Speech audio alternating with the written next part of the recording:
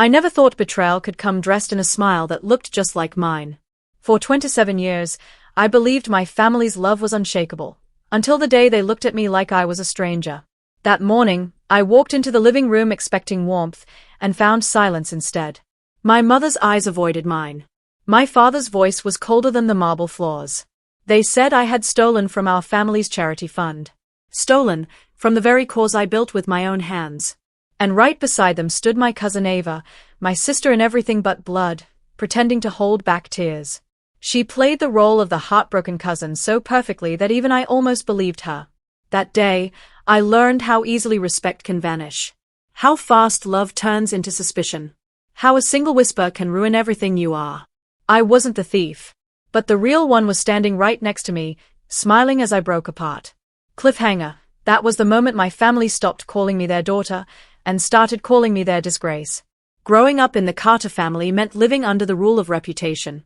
Every Sunday dinner felt like a performance, smiles rehearsed, laughter timed, and words carefully chosen so that nothing ever sounded improper. My parents, Mark and Linda Carter, weren't unkind, just selective. They loved what looked good, what impressed others, what made the Carters appear flawless. And for the longest time, I tried to be that image. I was the eldest, the one who followed every rule, organized every family gathering, and stood behind my father at every charity event. Mom used to say, "Emily, remember, we don't just live for ourselves, we live for how people see us." So, I made sure people saw perfection. Or at least, I tried. Then Ava arrived. She was my Aunt Nora's daughter, but after her parents' messy divorce, she moved in with us just for a few months. Those months turned into years. I remember the first night she joined our family dinner, her soft laughter, her polished compliments. Within a week, she had my mother wrapped around her finger. "She's such a graceful girl," Mom said, smiling at her. "You two should learn from each other." But what she really meant was, "Emily, learn how to be more like her." At first, I didn't mind. Ava was charming, effortlessly. She'd help in the kitchen and somehow make it look like an act of charity. She'd tell my father, "Uncle Mark, you work too hard," and he'd beam like he'd never heard kindness before. My brother Ryan adored her too. Soon, every conversation started with "Ava said this" or "Ava suggested that." Meanwhile, I became invisible. During one of our family brunches, my mother praised Ava for reviving the Carter Foundation's social presence. The same foundation I had managed for 5 years. I tried to smile and said softly, "I've been handling the operation since the beginning." Mom barely glanced at me. "Yes, but Ava brought a fresh touch. You should take notes, sweetheart." That word, sweetheart, sounded less like affection and more like dismissal. Still, I kept working. I planned the next charity gala, balanced the books, sent out invitations. I told myself that hard work would speak louder than favoritism. But deep down, I knew something had shifted. One evening, I passed by the living room and heard Ava laughing with my mother. "She tries so hard, Aunt Linda," Ava whispered, "but she doesn't really understand people, does she?" Mom didn't stop her. She just sighed. "Emily's always been too serious." I stood there, frozen. The laughter from inside felt like knives on my skin. That night, I stayed up revising the event budget, trying to drown the ache in numbers. I didn't know it then, but that same budget, my hard work, would soon be used to destroy me. It started with a whisper, the kind that crawls through walls before it finds its way to your name. A few weeks before the Carter Foundation's annual gala, my father called a meeting. His tone was clipped, formal, the kind he usually reserved for employees, not family. We sat around the long dining table, the one reserved for important discussions. My mother's face was tight, Ryan avoided my eyes, and Ava, she looked calm, almost glowing. "Emily," my father began, "we've received a report of missing funds in the charity's account." My stomach twisted. "Missing funds? That's impossible. I've double-checked every record." Ava placed a gentle hand on my mother's arm. "Uncle Mark, please don't blame her yet. Mistakes happen. I'm sure Emily didn't mean to." "I didn't make a mistake," I cut her off, my voice trembling. "Everything is accounted for." Mom sighed. "Then explain why the auditor found irregular transfers under your access code." It felt like the floor vanished beneath me. I stared at the papers my father slid across the table. transaction logs I'd never seen, showing thousands of dollars redirected into an unknown account. My account ID was listed beside each one. I didn't do this, I whispered. Someone must have. Ryan scoffed. Emily, the system logs are secure. Only you had those credentials. And just like that, years of trust crumbled. For the next few days, the house became a courtroom. Every conversation was an interrogation. My father stopped speaking to me unless it was about proof. My mother wouldn't let me touch the foundation files. Ava, on the other hand, was suddenly everywhere, taking over my tasks, answering phone calls, talking to donors. At dinner, she would say things like, "I told the press we're reviewing everything, Aunt Linda. We have to protect the family's name." And my mother would smile at her, proud. "You're such a responsible girl, Ava." I sat there in silence, my food untouched. Grace, my best friend, was the only one who believed me. "Someone's setting you up," she said one evening as we sat in my car outside her office. "You need to find who benefits the most." Her words echoed all night. Who benefits the most? The next morning, I caught Ava in my office at home, scrolling through the foundation files. She jumped when she saw me. "Oh, I was just checking something for Uncle Mark," she said, too quickly. "You shouldn't be in here," I said firmly. "These are restricted documents." She tilted her head, smiling like it was a game. "You sure you want to talk about restrictions right now, Emily? People already think you've crossed enough lines." My pulse raced. "You're behind this, aren't you?" Ava stepped closer, her voice a whisper. "You think anyone will believe you now?" That was the first time I saw the truth in her eyes, the quiet satisfaction of someone who had already won. Later that week, my father announced that Ava would take over the gala preparations until the investigation clears. I tried to speak up, but my mother silenced me with a look. "We can't risk another embarrassment." As Ava accepted the responsibility with mock humility, she glanced at me and said softly, "Don't worry, cousin. I'll make sure your mistakes don't ruin our family's reputation." Everyone laughed politely. I forced a smile, swallowing the lump in my throat. After that meeting, my world shrank into silence. Every corner of the house whispered judgment. The people I once called family now treated me like a shadow that had overstayed its welcome. At breakfast, my father buried himself in the newspaper whenever I entered the room. My mother kept conversations clipped to a single phrase, "Don't bring up the foundation." Even Ryan, who once teased me like any brother would, now avoided eye contact as if guilt might be contagious. And Ava, she was the new center of gravity. She walked through our home with the confidence of someone who had earned it, smiling, glowing, adored. Guests came and went, congratulating her for saving the family's image. I stood beside her once at a family brunch as she laughed with donors about the importance of transparency. Her words sliced through me. "Some people make innocent mistakes," she said, her tone soft but her eyes locked on mine. "But when money and integrity mix, well, only the honest survive." Laughter rippled around the table. No one noticed my clenched fists. Grace begged me to walk away, to take a break. But how could I? This was my life, my family's name. I had built every piece of the foundation's success. I couldn't just let her take it. Days blurred into weeks. I kept searching for proof, emails, statements, anything. But Ava was careful. Every trace of the fraud was tied to my login. Then came the night of Ryan's engagement dinner. The entire family gathered at a luxury restaurant. Flashing cameras, crystal glasses, laughter. It was supposed to be his big moment. I sat quietly at the end of the table, smiling through the discomfort. Everything was perfect until one of Ryan's friends, half drunk, blurted, "Hey, isn't this the sister who messed up the charity accounts?" The laughter stopped. Every eye turned to me. Ava placed a gentle hand on his arm. "Please, don't embarrass her. She's already been through enough." Her sympathy burned worse than mockery. My mother hissed under her breath, "Emily, why do you always draw attention?" I swallowed hard. "I didn't." "Not here," my father interrupted sharply. "We've had enough drama from you." I stared at them all, my voice barely above a whisper. "I never took anything. You'll see that someday." Ava smiled sweetly. "We already saw what we needed to." The humiliation was complete. Even the waiter avoided my gaze as he cleared my untouched plate. When I got home, I locked myself in my room and cried for the first time in years. Not because of their words, but because I realized something darker. Ava didn't just want my role in the foundation. She wanted my place in the family. And she was winning. The next morning, I saw the proof. A new article online, titled "The Carter Legacy Continues. Ava Carter leads the foundation's revival." My name wasn't mentioned once.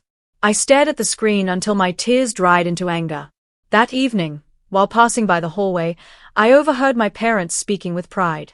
"She's exactly what this family needed," Mom said. "Poised, responsible, graceful. And trustworthy," Dad added. My breath caught. That was the moment something inside me snapped. The quiet daughter they could ignore was gone. It happened 2 nights before the gala, the night that would change everything. I came home late from meeting Grace, who'd been helping me piece together missing fragments of the foundation records. She had a lead, small, uncertain, but enough to give me hope. When I entered the house, I noticed the lights still on in the living room. Everyone was gathered, my parents, Ryan, Aunt Nora, and of course, Ava. They were waiting for me. "Emily," my father said, his tone measured but cold, "sit down. We need to discuss the foundation issue once and for all." Something in his voice made my knees weak. I sat down slowly, clutching my bag. Ava sat across from me, her face an image of calm grief, as if she'd spent all evening practicing how to look heartbroken. Mom placed a folder on the table and slid it toward me. Inside were documents, statements, and screenshots. Proof, they said, of my misuse of funds. My signature appeared at the bottom of each page. "I never signed these," I whispered, flipping through them. "These are fake. Someone forged my name." My father's expression didn't waver. "The board voted to remove you as treasurer. Effective immediately." The words hit me like a physical blow. "You can't do that. I built that foundation." "It's done," he interrupted. "And to protect the family's reputation, Ava will assume your responsibilities. She's already proven her capability." Ava lowered her eyes modestly. "I don't want to replace Emily, Uncle Mark, but I'll do whatever is best for the family." The room blurred. My pulse pounded in my ears. I looked at my mother. She couldn't even meet my gaze. "Mom," I choked out. "You believe this?" Her silence was my answer. Ryan stood with his arms crossed. "It's not about belief, Emily. It's about evidence. You should have been more careful." The betrayal in his voice tore through me. My own brother, the boy I once defended in school, the one I stayed up late helping with homework, now spoke to me like a stranger. I rose from my chair, trembling. "You all think I'd steal from my own family? From the foundation I built to help children?" No one spoke. Only the clock ticked in the corner, heavy, mocking. Then my father said quietly, "You've embarrassed us enough. From this point, you are no longer part of the Carter Foundation's board or any family business decisions." I froze. "What are you saying?" He looked at me, expressionless. "You're disinherited, Emily." My heart stopped. I could barely breathe. Aunt Nora placed a hand over her mouth in fake shock, while Ava whispered, "I'm so sorry, this must be hard for you." That was it, the moment everything inside me shattered. I didn't cry, not then. I just nodded, too numb for words. I walked to my room, ignoring the murmurs behind me. The walls felt smaller, the air heavier. I stared at the family portraits lining the hallway, all those smiles frozen in time, all those years I'd spent trying to belong. In my room, I sat on the edge of the bed and let the silence swallow me. Hours passed. Maybe minutes. I couldn't tell. My chest ached, but no tears came. It was beyond sadness now. It was something colder. The next morning, Ava knocked on my door, holding a box. "Uncle Mark asked me to collect your foundation files," she said sweetly. I didn't move. "You know," she continued, stepping closer, "you should thank me. I saved you from ruining what's left of your reputation." I looked up at her. "Why, Ava? What did I ever do to you?" Her smile widened. "You existed." That was when I finally broke. The tears came fast, not because of what I'd lost, but because I finally understood. She hadn't just taken my position. She'd taken my place. My family. My worth. That evening, I packed a small bag and left the house. No one stopped me. No one called after me. The city lights blurred through my tears as I sat on the bus, heading nowhere. Every streetlight reflected the same thought. They believed her. I thought about everything, the years of loyalty, of working late, of never saying no. And for what? To be erased with one forged signature. But somewhere between heartbreak and exhaustion, something inside me shifted. The helplessness began to harden into something else, something steady, sharp, unshakable. Grace's words echoed in my mind, find who benefits the most. And I already knew. I wiped my tears, straightened my back, and whispered to myself, she stole my name, my family, my respect, but she forgot one thing. I looked out the window at the dark city skyline, the faint reflection of my face staring back at me, broken, but alive. For the first time since they drove me out, I let myself feel the cold edge of anger and shape it into something useful. Grief had hollowed me, rage filled me back up with purpose. I stopped asking why and started asking how. How do you undo someone who has rewritten your life? Grace was my first ally. She didn't pity me, she organized me. We'll do this the right way, she said, blunt and steady. No theatrics. Evidence. People who can prove forgery. Her voice was the map I needed. I learned to move like a shadow, quiet, precise, relentless. Step 1 was paperwork. I rebuilt the timeline of every transaction, every email, every spreadsheet I'd ever touched. I found old backups, printer logs, and my personal notes, tiny breadcrumbs Ava had never thought to erase. I copied everything to an external drive and stored it where no one would suspect, a safety deposit box in a different bank. I didn't hack accounts or break laws. I asked for what was rightfully mine, surgical, legal, and unavoidable. Step 2 was expertise. I reached out to David Brooks, the family friend who'd once admired me from the edges. He introduced me to a forensic accountant and a digital forensic analyst willing to work pro bono after hearing my story. Watching them work felt like watching surgeons prepare an operating table. They pulled metadata from files, recovered deleted logs, and traced transfers to an unfamiliar account with links to someone close to Ava. Every recovered timestamp tightened the noose. Step 3 was witnesses. I quietly contacted a few longtime donors and volunteers who remembered my late-night planning sessions and asked them to recount details in writing. I recorded one-off conversations I'd had with Ava, casual remarks she thought were private, and saved them with timestamps. I asked Grace to archive my social media posts and old emails to show a pattern of stewardship I had maintained for years. But revenge isn't only about documents. It's about reclaiming your voice. I started a small, anonymous newsletter about nonprofit transparency, factual, calm, impossible to dismiss as vengeful. It reached a handful of reporters.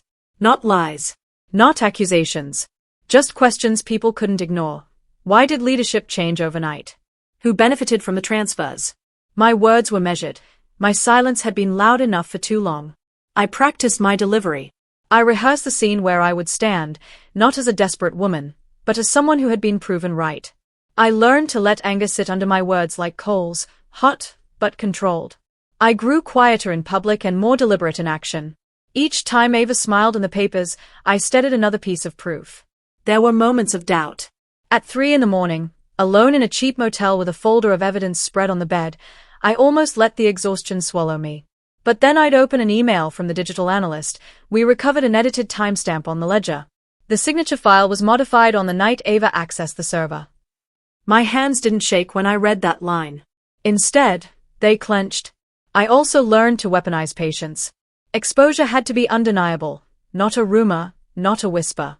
It had to be a clean line from fact to conclusion that even my family couldn't ignore.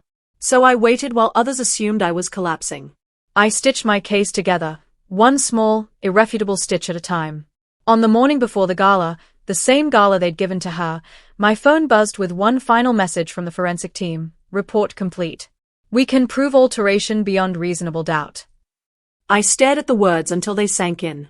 The quiet that followed felt like the moment before an ocean breaks against rocks. The night of the Carter Foundation gala shimmered like a lie wrapped in gold. Crystal chandeliers, silver tables, the scent of roses, everything gleamed with the illusion of dignity. And there, at the center of it all, stood Ava. She wore confidence like perfume. Cameras flashed as she greeted guests, thanking donors on behalf of the Carter family. My family. The one that had erased me. Grace stood near the entrance, whispering through the crowd. Are you sure you're ready for this? I adjusted the black blazer I hadn't worn since my dismissal. Ready? No. But I'm done being silent. The hall dimmed as the event began. My father took the stage to introduce Ava, pride filling his voice. Tonight, we celebrate renewal, the next chapter of our foundation's legacy, led by my brilliant niece, Ava Carter. Applause thundered. I waited for it to fade before stepping into the light. The murmurs started instantly. Heads turned. The prodigal disgrace had returned. Emily, my mother gasped.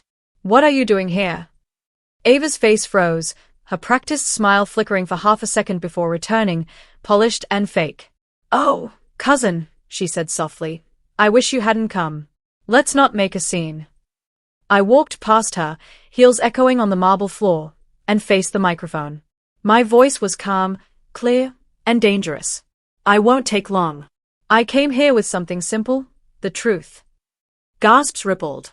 My father's face reddened. Emily, this isn't the place. It's the only place, I cut in. Because you chose to believe lies in public, and now the truth deserves the same stage. The projection screen behind the podium flickered to life. Grace clicked her laptop, and a series of slides appeared. Bank logs, digital timestamps, email trails. These are the original transaction records from last year's charity fund, I said steadily. The ones that were missing. Notice the altered signatures and the access time, 3:07 a.m., the same night Ava's login was used to override mine. A hush fell over the hall. My father frowned. That's impossible. Ava doesn't have system access. She didn't, I interrupted, until Ryan gave it to her. Ryan shot up from his chair. That's ridiculous. I met his glare. You forgot your messages, Ryan. The ones where she convinced you I was planning to quit, where she asked for your help to prepare a transition. You didn't betray me to hurt me. You thought you were helping her. The audience whispered. My mother pressed a trembling hand to her mouth. Ava's voice cracked. You forged all this. Enough, I said. You forged me. I motioned to the next slide, a short video clip from the security archive. The footage showed Ava entering my office after midnight, typing into the foundation computer. The timestamp matched the altered transactions. The sound of the crowd's collective gasp filled the room. My father's hand dropped from the podium. His voice, once so steady, trembled. Ava, tell me this isn't true. Ava's mask shattered. You don't understand. I did everything for this family. She always had your attention, your trust. I just wanted to prove I could be better than her. Her confession echoed through the hall, sharp and pitiful. I took a breath, steady but breaking inside. You didn't have to destroy me to feel seen, Ava. You could have just been honest. Silence. My mother turned toward me, tears gathering. Emily, my God, what have we done? For the first time, I didn't flinch. You believed what was easy instead of what was right. No one clapped. No one spoke. Just the sound of my heels as I stepped back from the stage, leaving the evidence, and years of pain, behind me. Ava tried to follow, but the reporters surrounded her. Questions flew like knives. Did you forge financial documents? Were you behind the embezzlement? Her perfect smile collapsed. The family's golden girl had just fallen in front of the very people she tried to impress. I walked past the stunned faces of my parents and brother. None of them tried to stop me this time. Grace caught up to me at the door, her voice low. You did it. I nodded. No, the truth did. Outside, the night air hit my skin like freedom. The muffled chaos from inside faded behind me. For years, I had been silenced by their shame. Tonight, their silence belonged to the truth. The next morning, the world felt unnaturally quiet. The kind of silence that follows a storm, not peace exactly, but the space where peace begins to grow. The Carter mansion stood still, curtains drawn, as if ashamed of its own reflection. I didn't go inside. I just stood at the gate, watching the place where I had once belonged. The place that had taught me both love and betrayal. News channels had already exploded with the story. Ava's face flashed across every screen, charity fraud exposed at Carter Foundation. My father's company released an official statement, and for the first time, it didn't mention me as the culprit. No apologies yet, but silence was enough. It meant they finally knew. I didn't want revenge anymore. I wanted distance. Grace arrived with 2 cups of coffee. You sure you don't want to say goodbye? She asked softly. I shook my head. Goodbye is for endings. This is my beginning. We sat in silence, the kind that didn't hurt anymore. Inside that quiet, I thought of my mother's trembling voice, my father's broken expression, and Ava's tear-streaked face as her lies crumbled under the weight of truth. There was no satisfaction in their pain, only a strange sadness for what could have been if honesty had mattered more than pride. 4 years, I had begged for their love, their approval, their acceptance. I had shaped myself to fit their expectations, blinded by the hope that if I just proved my worth, they would finally see me. But love that must be earned isn't love at all. It's control disguised as affection. Now, I didn't need them to see me. I had seen myself, clearly, for the first time. When I finally stood to leave, Grace smiled. So, what now? I looked at her, the faintest trace of peace in my voice. Now, I rebuild. Not to prove them wrong, but to prove myself right. We drove away from the mansion, the morning sun spilling gold over the road ahead. Behind me, the Carter name remained heavy, tangled in guilt and headlines. But for me, it had lost its power. I wasn't their disgrace anymore. I was my own redemption. That night, I stood in my small apartment by the window, city lights glowing below. I opened my laptop and drafted a new mission statement for the foundation I would create, one built on transparency, fairness, and second chances. I named it the Phoenix Fund. Because I had burned once, and from those ashes, I had risen. I knew the scars of betrayal wouldn't fade overnight. But they had become something else, proof that even broken trust can teach you strength. As I hit save, a calm washed over me, the kind that comes not from victory, but from truth. My phone buzzed, a message from my mother. Just 2 words, I'm sorry. I stared at it for a long moment, then turned off the screen. Some things didn't need replies. Forgiveness, I realized, didn't always mean reconciliation. Sometimes, it simply meant letting go of what once hurt you and walking forward with your head held high. Before turning in, I whispered to myself the words that had taken me years to understand, the words that would guide every choice from now on. Respect isn't something you beg for, it's something you claim by refusing to bow to lies. And as the city lights flickered like small stars, I knew the truth had done more than set me free, it had taught me dignity, the quiet kind that no one can ever take away.